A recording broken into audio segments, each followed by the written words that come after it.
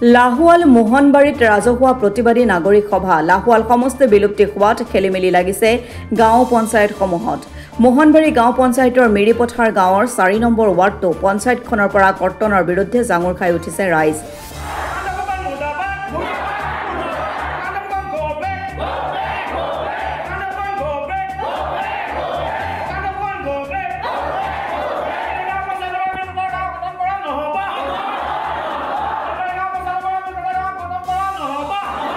মোহনবাৰী গাঁও পঞ্চায়তৰ অধীনৰ মিৰিপথাৰ গাঁৱৰ 4 নম্বৰ ৱাৰ্ডটো কৰ্তন কৰি কানাই গাঁও পঞ্চায়তত অন্তৰ্ভুক্ত কৰাত ৰাইজ এতিয়া উত্তেজিত হৈ পৰিছে ৰাইজে নিবিচাৰে কানাই গাঁও পঞ্চায়তত অন্তৰ্ভুক্ত হোৱাটো প্ৰতিবাদী সভাত বিধায়ক প্ৰশান্ত ফুকন মুৰ্দাবাদ প্ৰশান্ত Phukan go back Miripathar 4 number ward কৰ্তন কৰিব দিয়া নহব বুলি স্লোগান দিয়া পৰিলক্ষিত হয় এই প্ৰতিবাদী সভাৰ জৰিয়তে জিলা আয়ুক্তক দাবী জনাইছে যে মোহনবাৰী গাঁও পঞ্চায়তৰ পৰা মিৰিপথাৰ 4 নম্বৰ ৱাৰ্ডটো কৰ্তন নকৰিবলৈ পৰৱৰ্তী সময়ত আয়ুক্ত মুখ্যমন্ত্ৰীক স্মাৰকপত্ৰ প্ৰদান কৰিব বুলি জনাইছে স্থানীয় ৰাইজে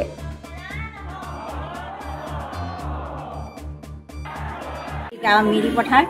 গতিকে আমি মিৰিপথাৰ গাঁৱৰ মোহনবাৰী পঞ্চায়তটো কেতিয়াও কনাই গাঁৱলৈ যোৱাটো আমি নিবিচাৰোঁ সকলো ৰাইজে একত্ৰিত হৈ দৰকাৰ হ'লে ধৰ্ণা কাৰ্যসূচী ল'বলৈ বাধ্য হ'ম আমি নিজ কানাই গাঁৱলৈ কেতিয়াও আমি মিৰিপথাৰ মোহনবাৰী পঞ্চায়ত যাবলৈ দিব নোৱাৰোঁ সকলোৱে একত্ৰিত হৈ এইটোৱে আলোচনা কৰা হ'ল মোহনবাৰী গাঁও পঞ্চায়তৰ 4 নম্বৰ ৱাৰ্ড যি মিৰিপথাৰ পৰা যে গঠন কৰি কানাই গাঁও পঞ্চায়তলৈ নিব বিচাৰিছে আমি সকলো ৰাইজ অৱগত নহয় কাৰণ আমি যিহেতু নেকি আজি আমি 100 বছৰৰ পৰা আগৰ পুৰণা পৰা ইয়াতে আছে মোহনবাৰী গাঁও পঞ্চায়তৰ অন্তৰ্গত 4 নম্বৰ মিৰিপথাৰ ৱাৰ্ডটো গতিকে আমাৰ ৰাইজ সচেতন নহয় কোনো পধ্যে আমি মান্তি নলওঁ লাগে আমি যি কৰিবলৈ পিছৰ কাৰ্যসূচী আমি কৰিবলৈ আগবাঢ়ি গৈ থাকিম আমি বিশেষ সূত্ৰে গম পাইছোঁ যে আমাৰ মানে মিৰিপথাৰ গাঁৱৰ যিটো 4 নম্বৰ ৱাৰ্ড এই 4 নম্বৰ ৱাৰ্ডটো আপোনাৰ মোহনবাৰী গাঁও পঞ্চায়তৰ পৰা কানাই গাঁও পঞ্চায়তলৈ ইহঁতে অন্তৰ্ভুক্ত কৰিব বিচাৰিছে গতিকে আমি চৰকাৰক এইটোৱে ক'ব বিচাৰোঁ আমাৰ স্থানীয় বিধায়কক আমি এইটোৱে ক'ব বিচাৰোঁ যে কি সূত্ৰে আমাৰ মিৰিপথাৰ গাঁও ৱাৰ্ডটো কানাই গাঁৱলৈ আপুনি অন্তৰ্ভুক্ত কৰিব লৈছে গতিকে আমি এইটোৱে ক'ব বিচাৰোঁ যে যিটো আমাৰ কানাই গাঁও পঞ্চায়ত এই কানাই গাঁও পঞ্চায়তটো মিৰিপথাৰ গাঁৱৰ পৰা প্ৰায় 19 কিলোমিটাৰমান হয় গতিকে 19 কিলোমিটাৰ দূৰত থকা যিটো পঞ্চায়ত এই পঞ্চায়তলৈ আমাৰ গাঁৱৰ 4 নম্বৰ ৱাৰ্ডৰ